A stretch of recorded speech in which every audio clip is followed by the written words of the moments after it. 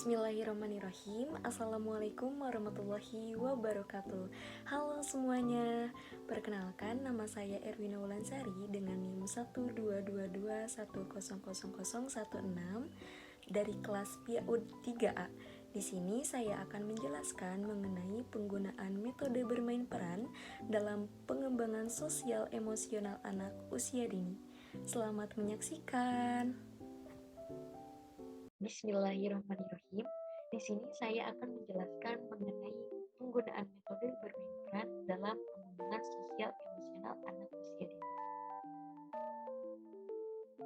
Apa sih yang dimaksud dengan anak usia dini? Anak usia dini meliputi anak yang baru lahir sampai dengan usia 6 hingga 8 tahun.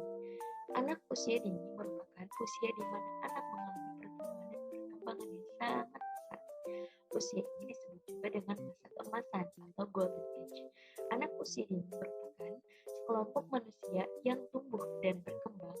Hal ini dikarenakan anak usia dini menunjukkan pola pertumbuhan dan perkembangan secara fisik, kognitif, sosio-emosional, kreatif, linguistik, dan komunikatif yang unik, tergantung pada tahapan yang dilalui sang anak. Definisi perkembangan sosial emosional. Perkembangan sosial adalah perkembangan tingkah laku seorang anak untuk mengikuti sebuah aturan, norma, moral, dan lain-lain. Perkembangan sosial emosional adalah suatu tindakan yang melibatkan emosi tertentu yang melingkupi seseorang ketika berinteraksi dengan orang lain. Oleh karena itu, hakikat perkembangan sosial emosional anak usia dini adalah perubahan perilaku yang menyertai emosi tertentu yang terjadi ketika berhubungan dan berinteraksi dengan orang lain pada masa anak usia dini. Definisi bermain peran atau role playing. Bermain peran atau role playing merupakan suatu bentuk kegiatan bermain atau kegiatan belajar di mana anak berpartisipasi secara aktif dalam memainkan peran-peran tertentu. Bermain peran atau role playing juga dikenal sebagai permainan simbolik yang sangat penting untuk perkembangan kognitif dan sosial emosional sang anak. Role playing adalah permainan di mana anak-anak berperan sebagai karakter untuk mengembangkan imajinasi dan keterampilan percakapan mereka. Melalui metode role playing ini, anak belajar bekerja sama karena terjadi suatu proses interaksi dan negosiasi, serta anak dapat mempelajari berbagai hal di lingkungan sekitarnya. Lalu di sini ada tujuan dari metode bermain peran. Tujuan dari metode bermain peran yaitu untuk mengajak anak bernegosiasi mulai dari kelompok kecil dan saling mendukung dalam kegiatan dengan orang lain. Tujuan lainnya adalah untuk menguji sikap dan nilai anak yang sejalan dengan orang lain. Bermain peran juga bertujuan untuk mengenalkan anak pada suatu topik tertentu agar mereka dapat lebih fokus dan memahami topik yang dibicarakan. Kemudian ada manfaat dari metode bermain peran. Yang pertama untuk membangun kepercayaan diri. Yang kedua mengembangkan kemampuan bahasa atau bisa menambah kosakata anak. Yang ketiga meningkatkan kreativitas dan akal seperti imajinasi anak. Yang keempat membuka kesempatan untuk memecahkan masalah. Yang kelima membangun kemampuan sosial dan empati. Dan yang keenam, memberikan mereka pandangan yang positif.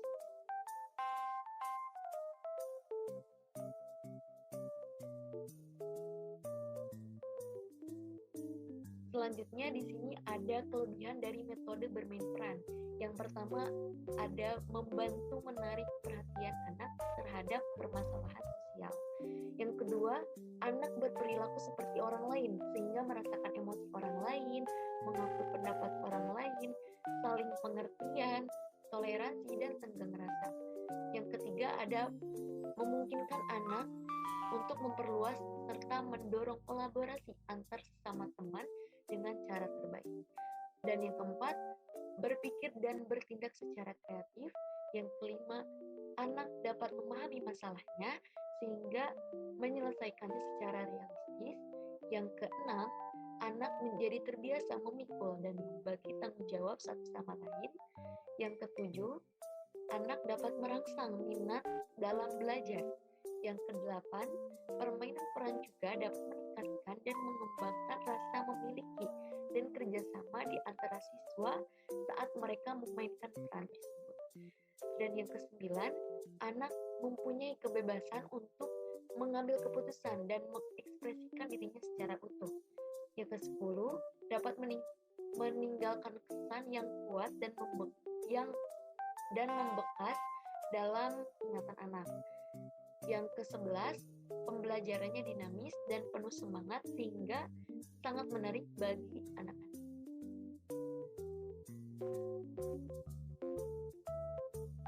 Lalu di sini ada kekurangan dari metode bermain peran.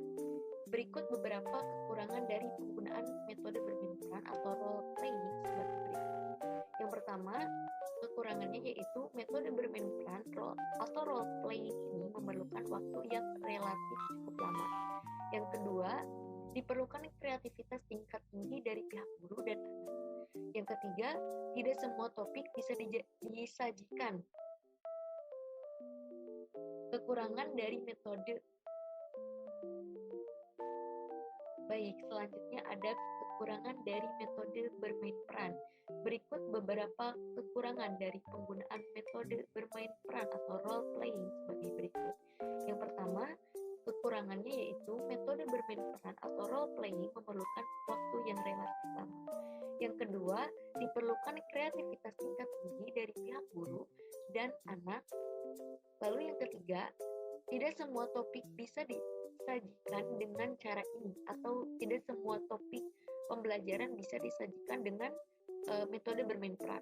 Lalu yang keempat ada kekurangannya yaitu kelas-kelas lain seringkali terganggu oleh suara berisik dari anak yang tampil atau memperagakan dan sesekali tepuk tangan dari para penonton.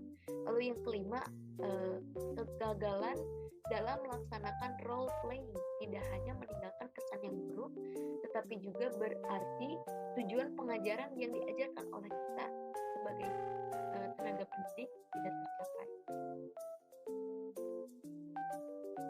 Selanjutnya di sini ada beberapa contoh kegiatan bermain peran. Pada gambar poin A, terlihat anak sedang mengobati pasien. Jadi, anak tersebut berimajinasi bahwa dia adalah seorang dokter yang sedang merawat pasiennya. Lalu, pada gambar poin B, terlihat anak sedang mengendarai sebuah kendaraan yang terlihat penumpangnya sangat menikmati perjalanan. Lalu, pada poin C, terlihat anak sedang menggarap sawah, serta ada yang menanam padi di sawah. Itu seperti anak berimajinasi sedang menjadi seorang petani. Lalu pada gambar poin D, terlihat anak sedang memberikan pelajaran atau sedang memberikan penjelasan kepada anak-anak lainnya.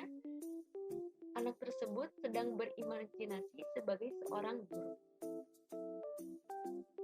Kesimpulannya, anak usia dini mencakup anak usia 0-6 tahun. Saat anak mulai mengeksplorasi keterampilan dan kecerdasannya di bidang kreativitas, usia seorang anak sangat penting dalam membentuk pertumbuhan dan perkembangan fisik seperti keterampilan motorik, keterampilan kognitif, berbahasa, ataupun keterampilan sosial emosional.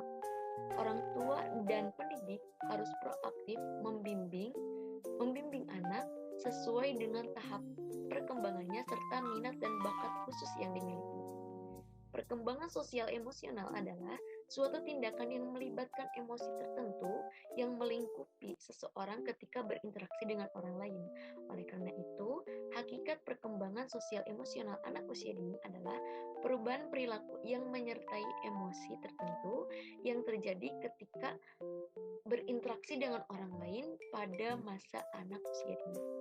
Bermain peran atau role playing adalah metode pembelajaran tentang perkembangan sosial pada anak usia dini dengan penekanan pada kreativitas anak dalam memainkan perannya dan sangat penting untuk mengembangkan kreativitas, pertumbuhan intelektual, dan keterampilan sosialnya.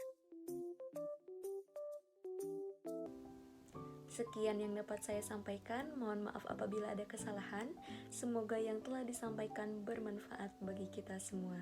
Wassalamualaikum warahmatullahi wabarakatuh.